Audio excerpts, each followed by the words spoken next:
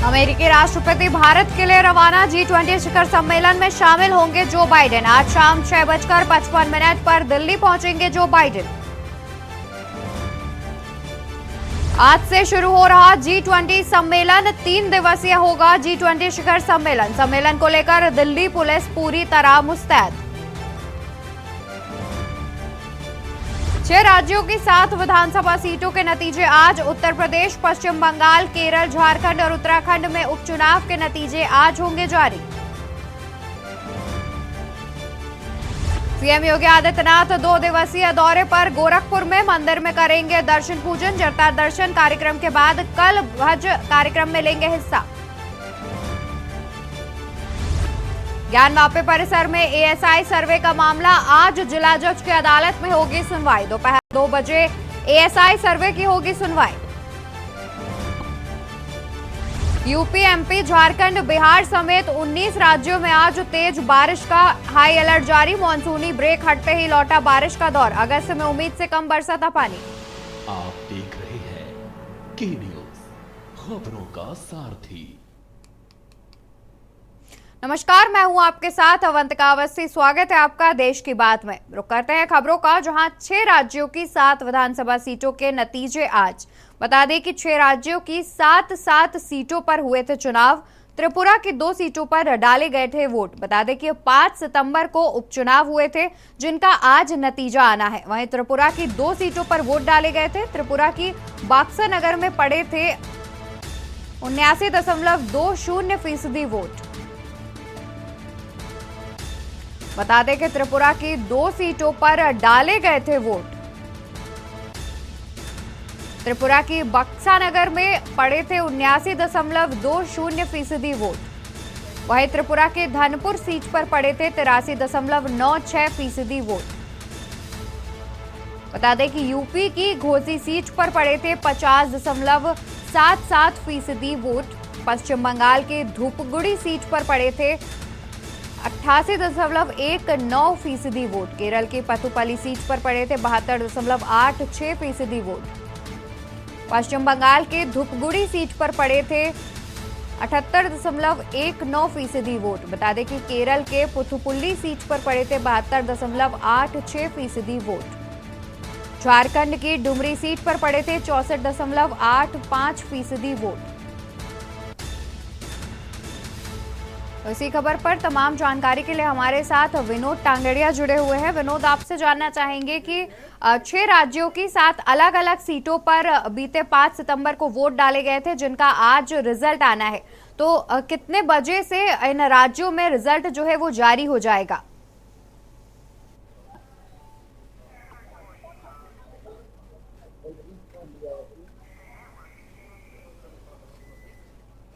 विनोद, क्या आप तक हमारी आवाज पहुंच रही है? माफ कीजिएगा मनोज, क्या आप तक हमारी आवाज पहुंच पा रही है?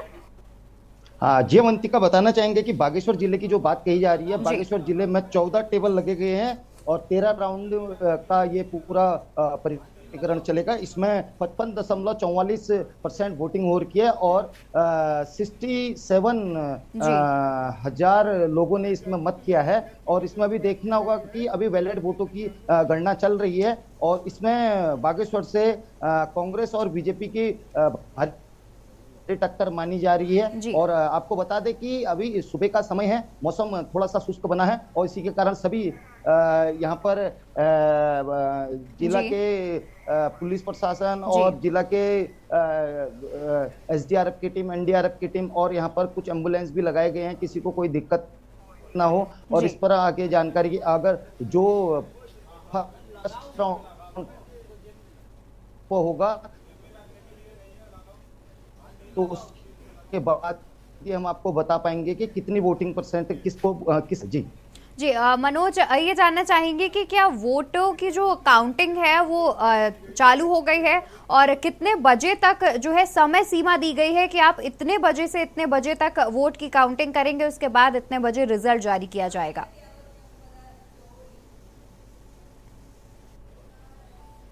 जी, आपको बैलेट में लगभग 2,000 से 2,500 के वैलेट है और उनकी गणना चल रही है और लगभग 12:30 से 1 बज सकता है इसमें रिजल्ट आने के लिए, क्योंकि 13 राउंड में ये क्लियर होगा। जी जी बिल्कुल। और जहां पर वोटिंग मतलब वोट्स गिने जा रहे हैं जो मतगणना स्थल पर, तो वहां पर फिलहाल सुरक्षा के क्या कुछ इंतजामात किए हैं प्रशासन ने?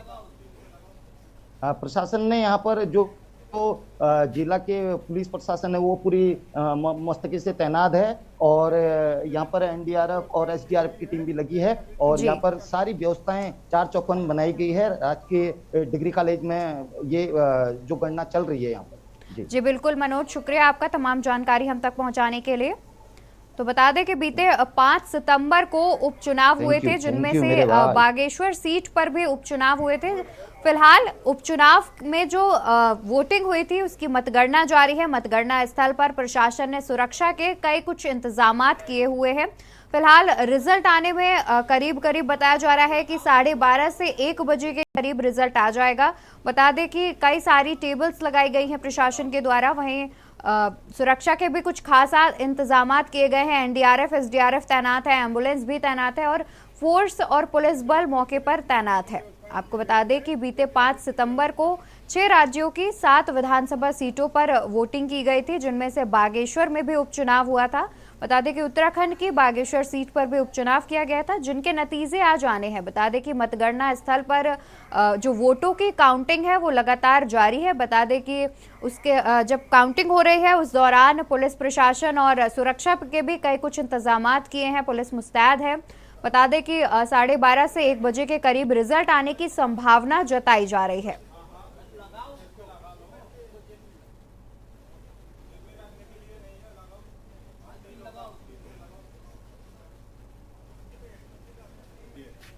इसी बीच मऊ से खबर सामने आ रही है। मऊ से खबर हम आपको बता दें, मऊ से खबर बता दें जहां घोसी विधानसभा उपचुनाव की मतगणना जारी। बता दें कि घोसी विधानसभा उपचुनाव की मतगणना जारी। घोसी उपचुनाव की मतगणना का पहला रुझान। पोस्टल बैलेट की गिनती में बीजेपी प्रत्याशी आगे। बीजेपी प्रत्याशी दारा सिंह चौहान आगे चल रहे हैं। पोस्टल बैलेट की गिनती में बीजेपी प्रत्याशी आगे। बता दें कि घोसी उपचुनाव में बीजेपी और सपा के बीच कड़ी टक्कर देखने को मिली थी। फिलहाल अभी जिस हिसाब से पहला रुझान आया है उसमें बीजेपी के दारा सिंह आगे चल रहे हैं। बता दें कि पोस्टल बैलेट का ये पहला रुझान बताया जा रहा है, जिसमें बीजेपी के प्रत्याशी आगे चल रहे हैं, वहीं सपा प्रत्याशी अभी भी पीछे चल रहे हैं।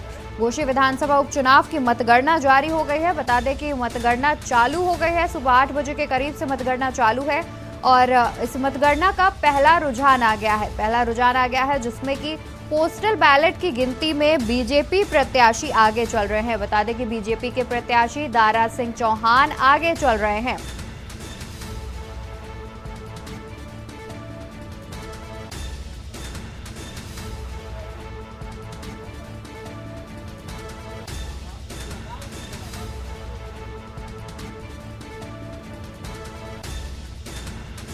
बता दें कि पोस्टल बैलेट की काउंटिंग के हिसाब से पोस्टल बैलेट के अनुसार सपा प्रत्याशी सुधाकर सिंह अभी पीछे चल रहे हैं, वहीं बीजेपी के प्रत्याशी दारा सिंह चौहान अभी आगे चल रहे हैं। घोसी उपचुनाव की बात करें तो घोसी उपचुनाव में सपा और बीजेपी के बीच कड़ी टक्कर देखने को मिली थी। बता दें कि सपा और बीजेपी के बीच कड़ा मुकाबला देखने को मिल रहा है, जिसमें पोस्टल बैलेट के हिसाब से अभी बीजेपी के प्रत्याशी दारा सिंह चौहान आगे चल रहे हैं।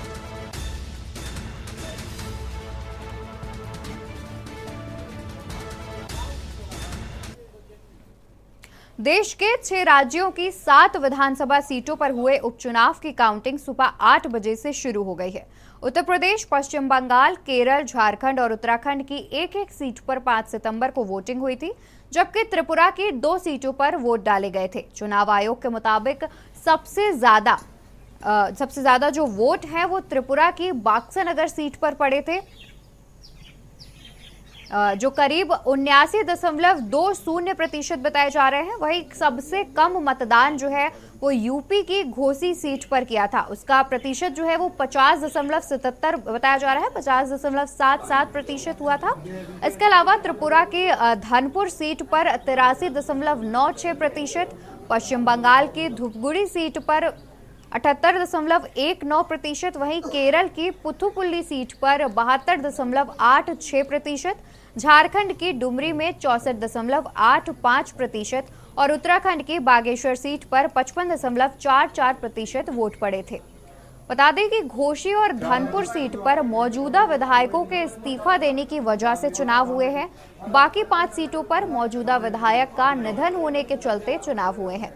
इंडिया गठबंधन ने 5 सीट घोसी, बागेश्वर, डुमरी, बक्सानगर, धनपुर पर मिलकर चुनाव लड़ा है।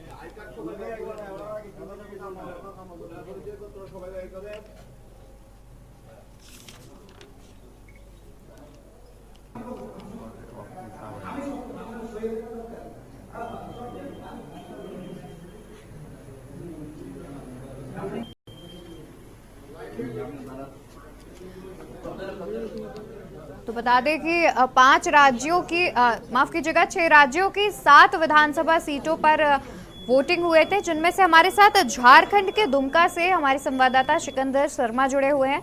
सिकंदर, आपसे जानना चाहेंगे कि झारखंड में जो जनता है उसका क्या रुख देखने को मिल रहा है?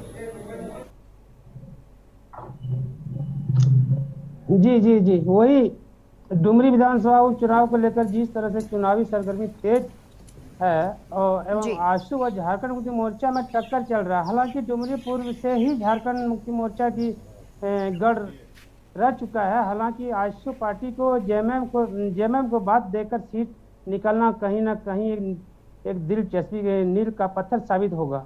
फिलहाल डुमरी की सीट जिसके पाली में जाएगी वह कहना अभी कहीं ना कहीं जल्दबाजी होगी। जी, साथ ही कुछ अंदाजा कि कितने बजे तक जो रिजल्ट है वो जारी हो सकता है? जी ये जिस तरह की आज की माहौल है, करीब 1:30 से 2 बजे तक ये रिजल्ट जारी हो जाएगी। जी, साथ ही वोटिंग चालू हो गई है। सुबह 8 बजे के करीब से बताया जा रहा है कि जो वोट्स हैं उनकी जो काउंटिंग है वो चालू हो गई है। तो फिलहाल अभी तक किसके बीच में जो है वो कड़ा मुकाबला देखने को मिल रहा है, किन किन पार्टियों के बीच में? जी अभी तो हमारे यहाँ आजसू और आपका बीजेपी से गठबंधन है जी, और आपका जेएमएम है, बस दोनों में ही टक्कर है। जिसमें से अभी ये कहना तो ये बहुत मुश्किल है कि आज अभी बीजेपी के या गठबंधन से होगी जीत या आपका जेएमएम से निकलेगी सीट। ये तो अभी कहना अभी दिलचस्प की बात है। जी बिल्कुल सिकंदर, फिलहाल अभी जब तक वोटिंग का जो रिजल्ट जारी नहीं हो जाता तब तक कुछ भी कहना जल्दबाजी होगी। बिल्कुल, बहुत शुक्रिया आपका तमाम जानकारी हम तक पहुंचाने के लिए। तो बता दें कि आज 6 राज्यों की 7 विधानसभा सीटों पर बीते 5 सितंबर को जो वोटिंग हुई थी उन वोटिंग की आज काउंटिंग होनी है, आज मतगणना होनी है। उसके बाद आज करीब वही दोपहर में 1 से 2 बजे के करीब रिजल्ट भी जारी हो जाएगा।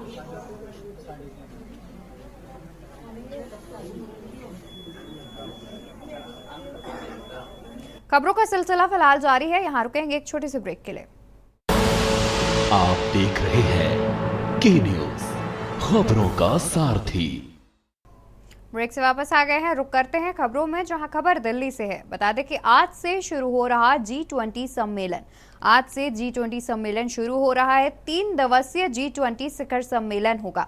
बता दें कि 3 दिवसीय ये सम्मेलन होगा। आज से शुरू हो रहा है G20 सम्मेलन। 3 दिवसीय होगा G20 शिखर सम्मेलन। सम्मेलन को लेकर दिल्ली पुलिस पूरी तरह मुस्तैद। सुरक्षा एजेंसियों ने किए सुरक्षा के कड़े इंतजाम। अमेरिकी राष्ट्रपति भारत के लिए हुए रवाना। G20 शिखर सम्मेलन में शामिल होंगे जो बाइडेन। आज शाम 6:55 पर दिल्ली पहुंचेंगे अमेरिकी राष्ट्रपति जो बाइडेन। बता दें कि ब्रिटेन के पीएम ऋषि सुनक भी आज पहुंचेंगे दिल्ली। आज दोपहर 1:30 बजे दिल्ली पहुंचेंगे सुनक। बता दें कि फ्रांस के राष्ट्रपति इमैनुअल मैक्रो आएंगे दिल्ली। आज दोपहर 12:30 बजे दिल्ली में होगा आगमन। 10 सितंबर को सम्मेलन के बाद होगी द्विपक्षीय बैठक। फ्रांस के राष्ट्रपति इमैनुअल मैक्रो आएंगे दिल्ली। आज दोपहर 12:30 बजे दिल्ली में होगा आगमन। 10 सितंबर को सम्मेलन के बाद होगी द्विपक्षीय बैठक।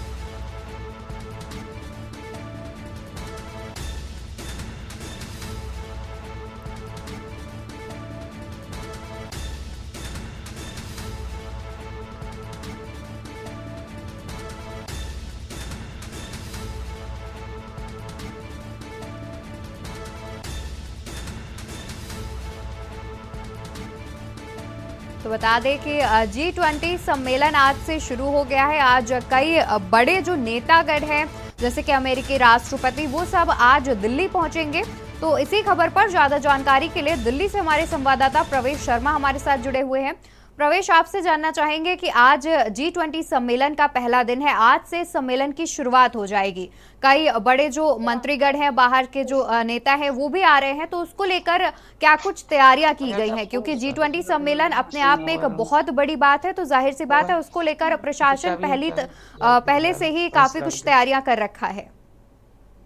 जी बिल्कुल, देखिए सबसे पहले तो मैं आपको बता दूं कि देश की राजधानी दिल्ली G20 के जो मेहमान दिल्ली पहुंचे हैं उनके स्वागत के लिए बता दूं कि लगभग 12 बजे जो है पहुंचेंगे और 1:30 बजे के आसपास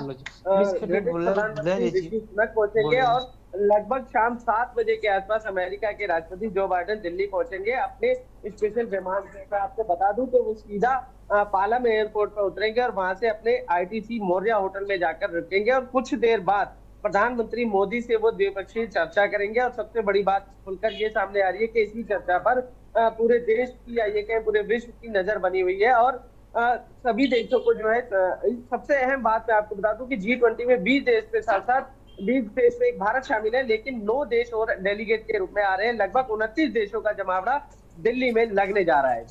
जी, साथ ही प्रवेश, क्या अभी तक, क्योंकि आज से G20 सम्मेलन की शुरुआत हो गई है ऐसा कहा जा रहा है और ऐसा हो भी गया है, तो कोई विदेशी मेहमान जो अभी भारत पहुंच चुका हो?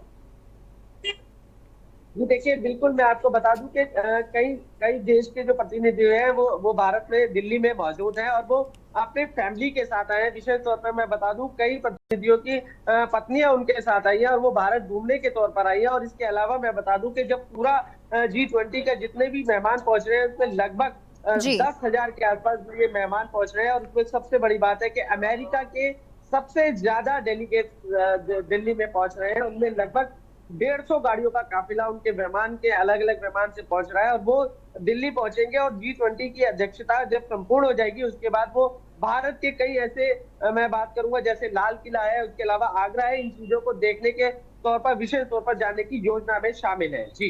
जी प्रवेश, साथ ही आज G20 सम्मेलन का जो कार्य होना है, मतलब जो उनकी पूरी कार्यकारिणी है, आज किन किन कार्यक्रमों का आयोजन होगा, इस प्रकार की कोई जानकारी?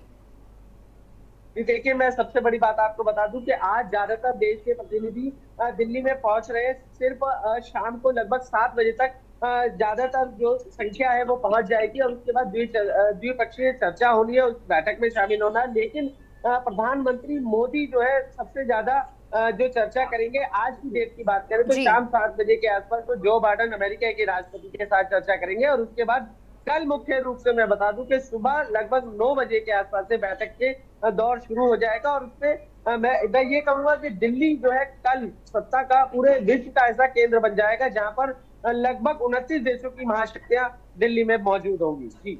प्रवेश, साथ में ही G20 सम्मेलन को देखते हुए दिल्ली में पहले से ही कई रूट डाइवर्ट कर दिए गए हैं, तो वहीं कई इलाकों में जाना प्रतिबंधित कर दिया गया है आम लोगों का, तो इस पर, और साथ ही लॉकडाउन भी लगाया गया है 3 दिन का, तो इस पर क्या कुछ जानकारी है? जी बिल्कुल, देखिए मैं आपको बता दूं कि विशेष तौर पर दिल्ली जो है, नई दिल्ली का जो NDMC का एरिया है वो पूरी तरह से प्रतिबंधित है। सिर्फ और सिर्फ उसमें इमरजेंसी सेवाएं, जैसे किसी की तबीयत खराब हो जाती है तो वो एम्बुलेंस के थ्रू अस्पताल पहुंच सकते हैं। इसके अलावा अगर आपको ऑनलाइन फूड डिलीवरी चाहिए या ये कहें कि ऑनलाइन कुछ भी सामान मंगाना है वो तक बंद है। बस बंद है, ऑटो बंद है, टैक्सी बंद है और निजी दफ्तर बंद है, सरकारी दफ्तर बंद है। सिर्फ और सिर्फ वहां पर जो है ये 29 देशों के डेलीगेट्स हैं जो आसपास के एरिया में होटल में ठहरे हुए हैं, उनका काफिला उन रोड से गुजरेगा। इसके अलावा किसी आम आदमी की बात करें तो उसको वहां पर जाने की परमिशन नहीं है। लेकिन एनडीएमसी का जो नई दिल्ली का एरिया उसको छोड़ दे बात करें तो उसके अलावा जो अन्य एरिया है उसमें लगातार ऐसी खबरें आ रही है कि विशेष तौर पर जो है गतिविधियां चालू रहेंगी। प्रवेश, जाहिर सी बात है G20 सम्मेलन अपने आप में एक बड़ी बात है भारत के उपलब्धि के लिए। फिलहाल बहुत शुक्रिया आपका तमाम जानकारी हम तक पहुंचाने के लिए। तो आपको बता दें कि G20 सम्मेलन का आज पहला दिन है। आज से G20 सम्मेलन की शुरुआत की जा रही है। 3 दिनों तक जो सम्मेलन है वो चलेगा। बता दें कि फिर 10 दिसंबर को सम्मेलन का आखिरी दिन होगा। फिलहाल आपको बता दें कि G20 सम्मेलन में शामिल होने के लिए करीब बड़े बड़े जो नेतागण हैं, विदेशी मेहमान हैं, वो हमारे देश मतलब दिल्ली राजधानी पहुंच रहे हैं।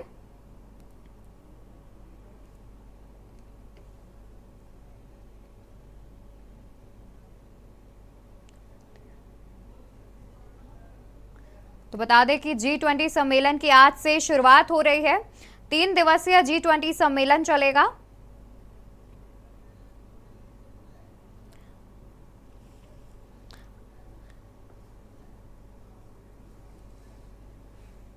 तो बता दें कि G20 सम्मेलन आज से शुरू हो गया है। 3 दिवसीय G20 सम्मेलन होगा और विदेशी मेहमानों का दिल्ली पहुंचना जो है वो चालू हो चुका है। फिलहाल यहां रुकेंगे एक छोटे से ब्रेक के लिए। ब्रेक के बाद जल्द हाजिर होते हैं अन्य खबरों के साथ। आप देख रहे हैं के न्यूज, खबरों का सारथी। ब्रेक के बाद वापस आ गए हैं। रुक कर लेते हैं खबरों का। खबर वाराणसी से है, जहां ज्ञानवापी परिसर में एएसआई सर्वे का मामला। बता दें कि मामले में आज जिला जज की अदालत में सुनवाई होगी। एएसआई सर्वे की सुनवाई दोपहर 2 बजे की जाएगी। एएसआई सर्वे की आज जिला जज की अदालत में सुनवाई होनी है। बता दें कि मामले में आज जिला अदालत में सुनवाई होनी है। एएसआई सर्वे की सुनवाई दोपहर 2 बजे होगी।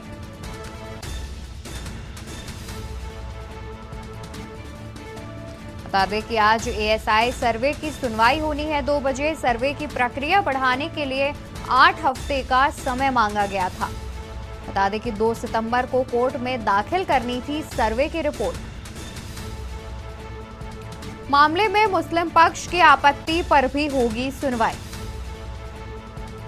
मुस्लिम पक्ष ने सर्वे विलंबित करने का लगाया था आरोप।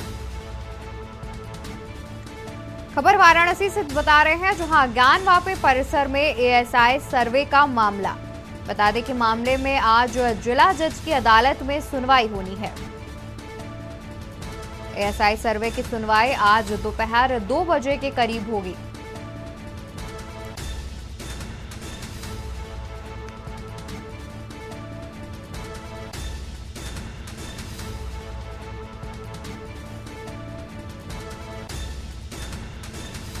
तो इसी खबर पर तमाम जानकारी के लिए वाराणसी से हमारे साथ हमारे संवाददाता विक्की डे जुड़ गए हैं। विक्की, क्या कुछ अतिरिक्त जानकारी है?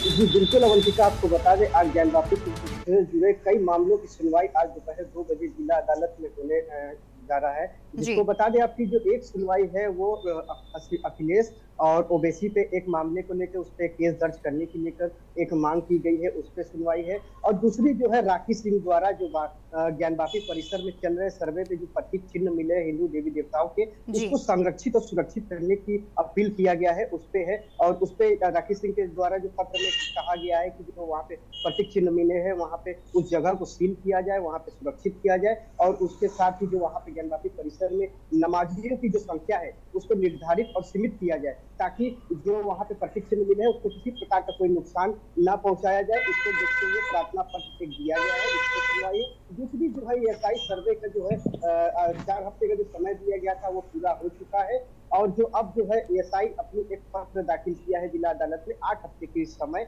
और मांग रही हैं, जिसपे आज दोपहर 2 बजे सुनवाई होनी है। तो 2 बजे तक का इंतजार करना होगा, क्या सुनवाई के बाद क्या कुछ निकल के आता है। तो कई मामलों में जो है आज सुनवाई है।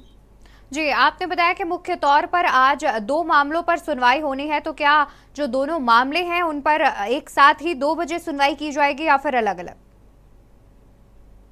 जी, एक ही साथ सभी मामले की सुनवाई की जाएगी। एक है जो एमपीएमएलए कोर्ट पे है अखिलेश ओवैसी वाला, और दूसरा जो जिला अदालत के विश्वेश की अदालत में ज्ञान वापसी परिषद से जुड़े जो राखी सिंह द्वारा एक प्रार्थना पत्र है। दूसरा जो है मुस्लिम पक्ष द्वारा ईएसआई सर्वे को रोकवाने के लिए एक पत्र दिया गया था। उस पर तमाम जो सभी मामलों में जो एक साथ सुनवाई दोपहर 2 बजे के बाद ही शुरू होगी, और उसके बाद ही इंतजार करना होगा दोपहर के बाद का कि क्या कुछ आज इस पे क्या आदेश आता है। अखिलेश ओवैसी पे जो है दोनों मामलों पक्ष को आदेश सुन लिए गए, दोनों पक्षों की दलीलें सुन ली गई। आज जो है संभवतः आज आदेश आ सकता है, क्या इनको इस पे क्या कार्रवाई होती है। हालांकि इस पे मांग की गई है कि इस पे केस दर्ज होना चाहिए। जी बिल्कुल विक्की, शुक्रिया आपका तमाम जानकारी हम तक पहुंचाने के लिए।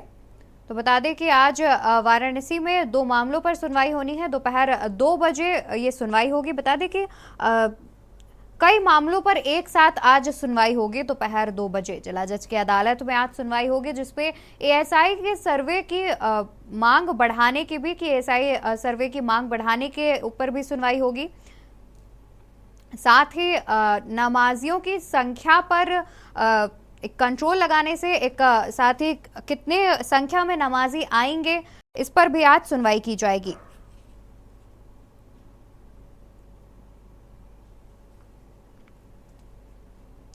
आपको बता दें कि दोपहर 2 बजे कई मामलों पर आज एक साथ सुनवाई की जाएगी।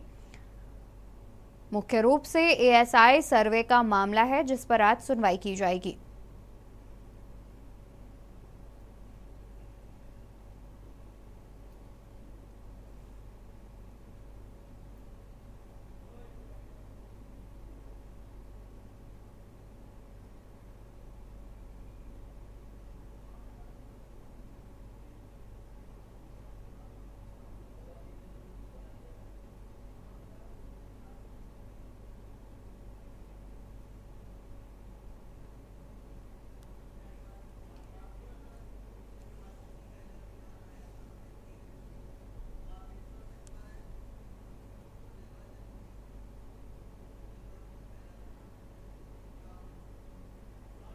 इसी बीच बागेश्वर से खबर सामने आ रही है, जहां उपनिर्वाचन का पहला रुझान आया सामने।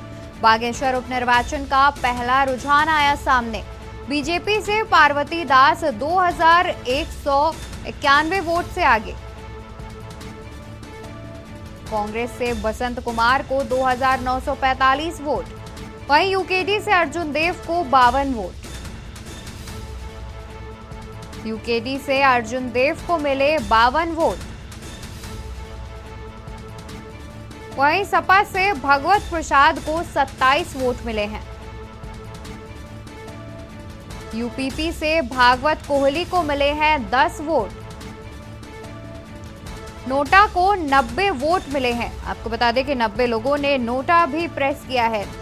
बागेश्वर उपनिर्वाचन का पहला रुझान आया सामने। बता दें कि बागेश्वर उपनिर्वाचन का पहला रुझान सामने आया है, जिसमें बीजेपी से पार्वती दास 2191 वोट पर हैं। वहीं कांग्रेस से बसंत कुमार को 2945 वोट मिले हैं। यूकेडी से अर्जुन देव को मिले हैं 52 वोट। बता दें कि यूकेडी से अर्जुन देव को 52 वोट मिले हैं। तो वहीं सपा से भगवत प्रसाद को मिले हैं 27 वोट। यूपीपी से भागवत कोहली को मिले हैं 10 वोट। वहीं नोटा प्रेस करने वालों की संख्या है 90। बता दें कि बागेश्वर उपनिर्वाचन का पहला रुझान आया है सामने, जिसमें बीजेपी को 2191 वोट मिले हैं। वहीं कांग्रेस से बसंत कुमार को मिले हैं 2945 वोट। बात करें यूकेडी की अगर, तो यूकेडी से अर्जुन देव को मिले हैं 52 वोट। बता दें कि यूकेडी के अर्जुन देव को 52 वोट मिले हैं। वहीं सपा से भगवत प्रसाद को 27 वोट मिले हैं।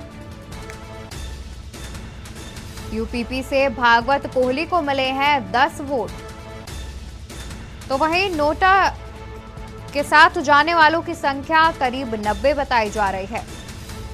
बता दें कि बागेश्वर उपनिर्वाचन का पहला रुझान आया है सामने, जिसमें बीजेपी को मिले हैं 2191 वोट। बीजेपी से पार्वती दास को 2191 वोट मिले हैं। साथ ही कांग्रेस से बसंत कुमार को मिले हैं 2945 वोट। यूकेडी से अर्जुन देव को 52 वोट मिले हैं। अगर यूकेडी की बात करें तो यूकेडी के अर्जुन देव को 52 वोट मिले हैं। वहीं सपा से 27 वोट मिले हैं। सपा से भगवत प्रसाद को मिले हैं 27 वोट। तो वहीं यूपीपी से भागवत कोहली को मिले हैं 10 वोट। नोटा को मिले हैं 90 वोट। खबरें अभी और भी हैं, उससे पहले यहां रुकेंगे एक छोटे से ब्रेक के लिए। आप देख रहे हैं के न्यूज, खबरों का सारथी। तो ब्रेक से वापस आ गए हैं। रुक करते हैं खबरों का, जहां 6 राज्यों की 7 विधानसभा सीटों पर नतीजे आज आने हैं। बता दें कि 6 राज्यों की 7 विधानसभा सीटों पर बीते 5 सितंबर को वोटिंग हुई थी। बता दें कि 6 राज्यों की 7 सीटों पर हुई थी वोटिंग, जहां त्रिपुरा की 2 सीटों पर डाले गए थे वोट। बता दें कि त्रिपुरा की 2 सीटों पर वोट डाले गए थे, जिसमें बाक्सर नगर में पड़े थे वोट। 89% के करीब वोट पड़े थे। तो वहीं यूपी की घोसी सीट पर पड़े थे 50.77% वोट। पश्चिम बंगाल की धूपगुड़ी सीट पर पड़े थे 78% वोट। वहीं केरल के पुथुपल्ली सीट पर पड़े थे 72.86% वोट। पश्चिम बंगाल की धूपगुड़ी सीट पर पड़े थे 78.19% वोट। केरल की पुथुपल्ली सीट पर पड़े थे 72.86% वोट। झारखंड की डुमरी सीट पर पड़े थे 64.85% वोट। उत्तराखंड की बागेश्वर सीट पर पड़े थे 55.44% वोट। बता दें कि 6 राज्यों की 7 विधानसभा सीटों पर आज नतीजे आने हैं। बीती 5 सितंबर को 6 राज्यों की 7 विधानसभा सीटों पर चुनाव हुए थे, जिनमें से त्रिपुरा की 2 सीटों पर डाले गए थे वोट। त्रिपुरा की 2 सीटों पर वोट पड़े थे, जिनमें से त्रिपुरा की बाक्सर नगर में पड़े थे 89.20% वोट। तो वहीं त्रिपुरा की धनपुर सीट पर पड़े थे 83.96% वोट। तो मऊ से ज्यादा जानकारी के लिए हमारे साथ हमारे संवाददाता सिद्धार्थ मौर्य जुड़े हुए हैं। सिद्धार्थ, फिलहाल घोसी में उपचुनाव की जो काउंटिंग है, वोटों की काउंटिंग है, वो चालू हो गई है। तो अभी तक जो जितने भी वोटों की काउंटिंग हुई है, उस हिसाब से जो जनता का रुझान है वो किस तरफ देखा जा रहा है?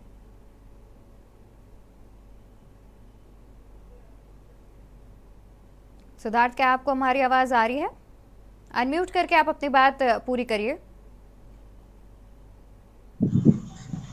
जी बिल्कुल, बता दें अवंतिका जी कि मऊ जिले के घोसी विधानसभा क्षेत्र का जो उपचुनाव हो रहा है उसका आज नतीजा आने वाला। और देखा जाए तो यहाँ पे कहीं न कहीं एनडीए और इंडिया गठबंधन का कहीं न कहीं यहाँ अग्नि परीक्षा हो रही है। और जो आज ये रिजल्ट आएगा, इसी के माध्यम से ये 2024 का लोकसभा का भी तैयारी होगा।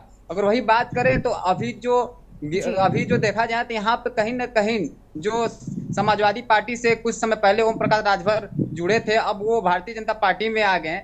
उनका भी कहीं न कहीं अग्नि परीक्षा हो रहा है। कहीं न कहीं अब ये देखा जाएगा कि इनके अंदर कितने जो राजभरों का जो नेता माना जाता है ओम प्रकाश राजभर, उनको भी यहाँ पे कहीं न कहीं उनको अग्नि परीक्षा देना पड़ेगा। और बात करें यहाँ पे तो अभी तक जो गिनती हो रही है, कहीं न कहीं जो गिनती में अभी दारा सिंह चौहान कुछ वोटों से आगे चल रहे हैं। जी बिल्कुल सिद्धार्थ, शुक्रिया आपका तमाम जानकारी हम तक पहुंचाने के लिए। तो बता दें कि अगर घोसी उपचुनाव की बात करें तो घोसी उपचुनाव में जो पहला रुझान आया है, उस हिसाब से बीजेपी के दारा सिंह चौहान कुछ वोटों से आगे चल रहे हैं। खबरों में आगे बढ़ते हैं, बात करते हैं बरेली की, जहां जन्माष्टमी शोभा यात्रा के दौरान हुआ बड़ा हादसा। जन्माष्टमी की शोभा यात्रा के दौरान बड़ा हादसा हुआ। डीजे पर बैठे लोग आए हाई टेंशन लाइन की चपेट में। खबर बरेली से बता रहे हैं, जहां जन्माष्टमी की शोभा यात्रा पर हुआ बड़ा हादसा।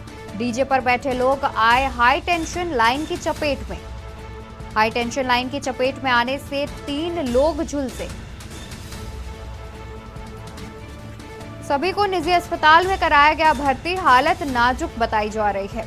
बता दें कि पुलिस प्रशासन में मचा हड़कंप, डीएम और एसएसपी पहुंचे अस्पताल। डीएम ने दिए घटना की जांच के आदेश। बिजली विभाग की लापरवाही से हुआ एक बड़ा हादसा। बरेली के अलीगंज थाने क्षेत्र का यह पूरा मामला बताया जा रहा है, जहां डीजे पर बैठे 3 लोग हाईटेंशन लाइन की चपेट में आने से झुलस गए हैं। बता दें कि जन्माष्टमी की शोभा यात्रा के दौरान यह हादसा हुआ है, जिसमें डीजे पर बैठे लोग हाईटेंशन लाइन की चपेट में आने से झुलस गए हैं। हाईटेंशन लाइन की चपेट में आने से करीब 3 लोग झुलस गए हैं। फिलहाल उनका इलाज निजी अस्पताल में कराया जा रहा है। उनकी हालत नाजुक बताई जा रही है। इस मामले के बाद से पुलिस महकमे में हड़कंप मचा हुआ है। बता दें कि देखिए, थाना आंवला, तहसील आंवला में अलीगंज क्षेत्र है। अलीगंज से शोभा यात्रा भगवान कृष्ण की आज निकल रही थी लगभग 2 बजे, और नगर क्षेत्र वहाँ का पार करने के बाद रास्ते में 11,000 की जो एसटी लाइन होती है, उससे डीजे के ऊपर बैठे हुए 3 लड़के उनकी चपेट में आ गए, जिससे वो घायल हो गए हैं और उनको यहाँ पर ईशान अस्पताल में भर्ती कराया गया। साथ में हमारे एसडीएम साहब और मौके पर पहुँचे थे, माननीय जनप्रतिनिधिगण भी वहाँ पहुँच गए थे। तो वहाँ पर कोई और इशू नहीं है, बट इनका इलाज प्रॉपर हो, इसलिए हमारे यहाँ के सीएमएस भी यहाँ पर मौजूद हैं और इलाज चल रहा है। 2 बच्चे आउट ऑफ डेंजर बताए जा रहे हैं और तीसरे की भी स्थिति स्टेबल है। हम जांच कराते हैं कि ऐसा कैसे हुआ कि वहाँ पर शटडाउन लिया गया था, तो शटडाउन के बाद भी बिजली कैसे आई, कब आ गई। नॉर्मली तार जो है वहाँ का जो भी पता चल रहा है अंदाज से लगभग 12 से 14 फीट की ऊंचाई पर है। बिजली के तार की ऊंचाई पर होने के बावजूद भी बिजली का करंट वहाँ नहीं रहना चाहिए था। इसी बात की भी हम जांच कराएंगे। जो जिम्मेदार हो इस पर कार्रवाई होगी और जो घायल लोग हैं उनको भी जो अनुमन्य मुआवजा होगा, सहायता राशि होगी बिजली अधिनियम के अंतर्गत, उस पर उनको भुगतान किया जाएगा। आगे बढ़ते हैं, बात करते हैं एटा की, जहां एटा में भीषण सड़क हादसा। आमने सामने बाइक में हुई जबरदस्त टक्कर। एटा में हुआ भीषण सड़क हादसा। आमने सामने बाइकों में हुई जबरदस्त टक्कर। हादसे में एक युवक की हुई मौत, दूसरा बाइक सवार गंभीर रूप से घायल। घायल को मेडिकल कॉलेज में इलाज के लिए कराया गया भर्ती। बता दें कि पिलुआ क्षेत्र के चौथे मील के पास की यह घटना बताई जा रही है, जहां 2 बाइक सवारों की आमने सामने टक्कर हो गई है, जिनमें से एक बाइक सवार की मौके पर ही दर्दनाक मौत हो गई है, वहीं दूसरा बाइक सवार गंभीर रूप से घायल बताया जा रहा है। बता दें कि घायल को मेडिकल कॉलेज में इलाज के लिए भर्ती करा दिया गया है। बता दें कि पिलुआ क्षेत्र के चौथे मील के पास की यह घटना बताई जा रही है।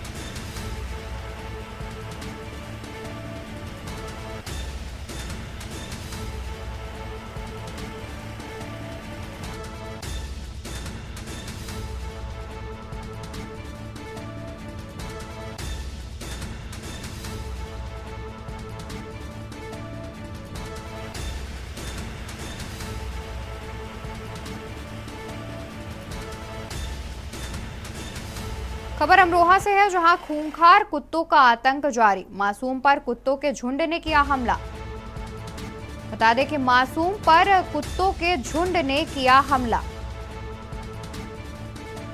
मासूम बच्चे ने भागकर बचाई जान। पूरी घटना सीसीटीवी कैमरे में हुई कैद। खबर अमरोहा से बता रहे हैं, जहां कुत्तों का आतंक देखने को मिल रहा है। बता दें कि मासूम बच्चे पर कुत्तों के झुंड ने किया हमला। मासूम बच्चे ने भागकर बचाई जान।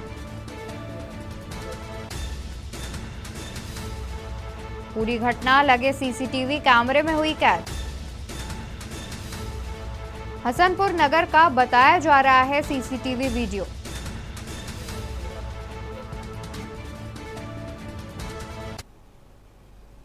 खबर प्रयागराज से, जहां प्राइवेट हॉस्पिटल की लापरवाही आई सामने। लापरवाही के चलते युवती की हुई मौत। बता दें कि लापरवाही के चलते युवती की हुई मौत। मौत के बाद लाश रखकर पैसा मांगते रहे डॉक्टर। परिजनों ने डॉक्टर पर लगाया हाथापाई का आरोप। खबर प्रयागराज से बता रहे हैं, जहां प्राइवेट हॉस्पिटल की लापरवाही आई सामने, जहां लापरवाही के चलते युवती की हुई मौत। युवती की लाश को रखकर परिजनों से पैसा मांगते रहे डॉक्टर। परिजनों ने डॉक्टर पर लगाए हाथापाई के आरोप। खबर प्रयागराज से, जहां प्राइवेट हॉस्पिटल की लापरवाही आई सामने, लापरवाही के चलते हुई युवती की मौत। मौत के बाद लाश रखकर पैसा मांगते रहे डॉक्टर। परिजनों ने डॉक्टर पर लगाए हाथापाई के आरोप।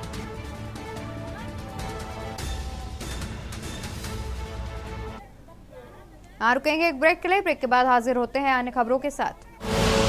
आप देख रहे हैं के न्यूज, खबरों का सारथी। ब्रेक से वापस आ गए हैं, रुक करते हैं खबरों का। खबर पंचकुला से है, जहां हरियाणा विधानसभा के अध्यक्ष श्री ज्ञानचंद गुप्ता ने सेक्टर 6 स्थित HSVP के हॉस्टल फील्ड में जनता दरबार लगाते हुए लोगों की समस्याएं सुनी। इस दौरान उन्होंने ज्यादातर समस्याओं का मौके पर ही निस्तारण किया। इस अवसर पर जिलावासियों को कृष्ण जन्माष्टमी के पावन पर्व की हार्दिक शुभकामनाएं भी दी।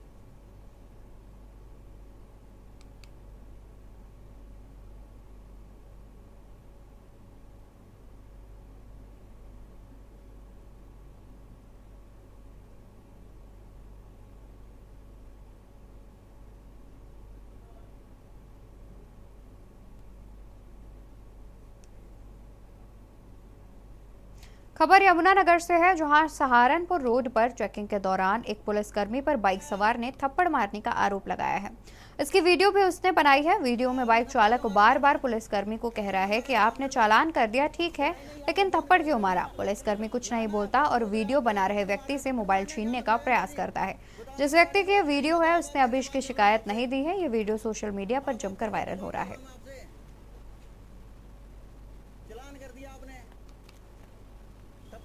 थप्पड़ क्या मारने का मतलब है? नहीं, थप्पड़ क्यों मारा आपने मेरे? थप्पड़ तो मारा ना आपने मेरे। क्या आपने थप्पड़ क्यों मारा मेरे को? थप्पड़ क्यों मारा बताओ मेरे को। नहीं आप फोन खोज रहे हो मेरा।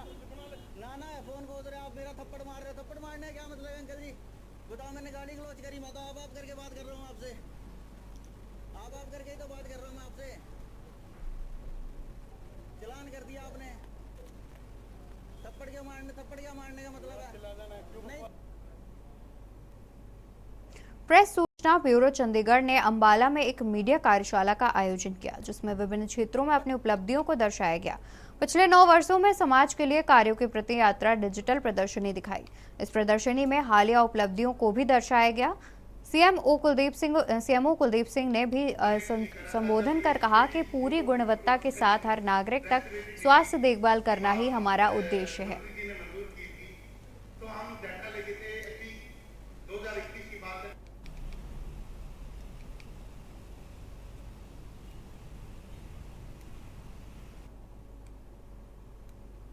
वो PIB की तरफ से आयोजित किया जा रहा है और इसके अंदर मुझे भी यहाँ पर आमंत्रित किया गया है और मैंने जो है आज यहाँ पर ये बताया है कि जो राष्ट्रीय शिक्षा नीति 2020 है उसको हम कैसे लागू कर रहे हैं, सरकार की तरफ से क्या प्रयास हैं उस नीति को लागू करने पे और उस नीति के किस तरह के जो है प्रभाव देखने को मिल रहे हैं, बच्चों को क्या लाभ हो रहा है, इस विषय पे आज मैंने अपनी बात रखी है। आज गवर्नमेंट ऑफ इंडिया की जो प्रेस इंफॉर्मेशन ब्यूरो है PIB है, उसकी विशेष जो प्रेस से वार्तालाप प्रोग्राम के तहत मैंने अपने जो हेल्थ डिपार्टमेंट के उपलब्धियां हैं और हेल्थ डिपार्टमेंट की अलग अलग स्कीम्स हैं उनके बारे में प्रेस के जितने प्रेस के साथी थे उनको बताया कि हेल्थ डिपार्टमेंट में क्या चल रहा है, हम किन ऊंचाइयों तक पहुंचे हैं। जो हेल्थ डिपार्टमेंट का जो बजट कभी 1600 करोड़ होता था वो आज लगभग 1800 करोड़ हो चुका है। जो कभी बजट NHM का 300 करोड़ होता था आज लगभग 1200 करोड़ से ऊपर है। उसके साथ साथ जो गवर्नमेंट ने आयुष्मान भारत स्कीम लागू की थी 2018 में, सितंबर 2018 से लागू की थी और उसका जो पहला ये है कि बेनिफिशियरी भी हरियाणा से था, कल्पना चावला का बेनिफिशियरी था। उसके तहत, उस स्कीम के तहत अकेले अम्बाला जिले में अब तक 47,000 लोग इसका फायदा उठा चुके हैं। डिंडौरी जिले के बजाग थाना क्षेत्र अंतर्गत धलौनी बघरेली गांव में पिछले दिनों कबड्डी प्रतियोगिता के दौरान डिंडौरी विधायक ओमकार मरकाम के पुत्र गाड़ी को हटाने को बोला तो नहीं हटा रहा। अध्यक्ष रुद्रेश परस्ते के द्वारा गाली गलौज और अपशब्दों का प्रयोग करने का आरोप लगाया। कांग्रेस कमेटी के कार्यकर्ताओं के साथ बेटू मरकाम बजाग थाना पहुंचे और जिला पंचायत अध्यक्ष के खिलाफ रिपोर्ट दर्ज कराते हुए कार्रवाई किए जाने की मांग की।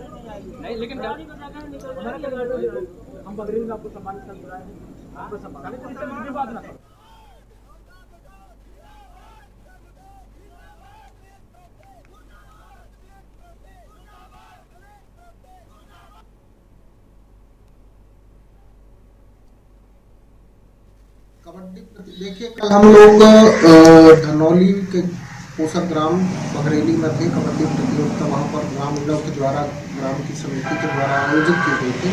वहाँ पे ओमकार मरकाम जो मुख्य अतिथि थे, हम लोगों को भी आमंत्रित किया गया था। विधायक जी के जिले से बाहर रहने के कारण उनके सुपुत्र बेटू मरकाम जी वहाँ पर आए थे। हम लोगों की गाड़ियाँ वहाँ लगभग 2 घंटे से खड़ी थी। 2 घंटे से हम लोग बैठे हुए थे। ऐसे में रुद्रेश परस्ते आए और विधायक के बेटे की गाड़ी को ठोक कर कहने लगे कि इस गाड़ी को अलग करो, हमको अंदर जाना है। रिपोर्ट दर्ज कराने के लिए, जो कि घटना कल की है। कल हम बघरेली पे कार्यक्रम पे गए थे, जहाँ पे पानी गिरने के कारण कार्यक्रम नहीं हो पाया। कबड्डी प्रतियोगिता थी। तो जब हम निकल रहे थे तो रास्ते पे सामने रुद्रेश परस्ते जो जिला पंचायत अध्यक्ष हैं, वो अपनी गाड़ी लगाए और आके सामने बेड़ा करके लगा दिए और फिर गाड़ी का कांच खोल के मुझे गाली गलौज किए, गाड़ी हटाने के लिए बोले, जो रास्ता नहीं था हटाने के लिए।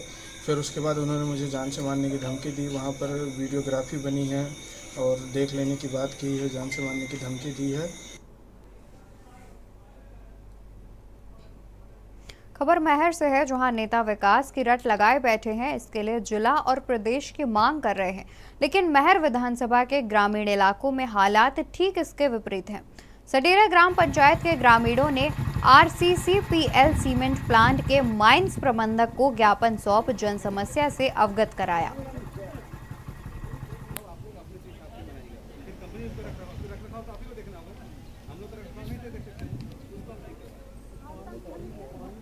समस्या इतनी बड़ी है कंपनी के माध्यम से हमारे गांव की, कि हमारा गांव एक सड़ेरा का एक छोटा सा मोहल्ला आदिवासी जहां निवास करते हैं, जो बेचारे जंगल से हम लोग सब कोई आश्रित थे। चारों तरफ से जंगल कटवाकर खदान लगा दी गई। गांव के चारों तरफ खदान लग गई, पेड़ पौधे लग गए। इससे तो हमको बहुत भारी है, क्योंकि हमारा गांव चारों तरफ से घिरा है। तो हमको लगता है कि हम इस समस्या से निकल के दूसरे जगह चले जाए। भाई चारों तरफ खदान है, पेड़ पौधे लगा दिए गए हमारे गाँव के बिल्कुल पास से। तो हमारा गुजर तो पूरी तरह से रुका है। तो हम कोई भी आ सकता है। हम आए थे अखिलेश सिंह को, सरमाइश मैनेजर हैं, और उनके न होने के कारण अनिल चतुर्वेदी को दिया गया था ज्ञापन। क्या मांग है? हमारी मांग ये है कि हमारी गांव का विस्थापना कर दे। कहीं इतना बड़ा प्लाट है, सरकारी ज़मीन होंगे, वहाँ जा कर के कोनो लाइन रोड के पास में बनवा देगा। इसके पहले आपने कभी SDM कलेक्टर किसी को ज्ञापन दिया है विस्थापन के लिए? हम अभी तो ये विस्थापन के लिए किसी को नहीं दिया, केवल कंपनी को जताते गए हैं। देश की बात में मेरे साथ फिलहाल इतना ही। आप देखते रहिए के न्यूज़ इंडिया।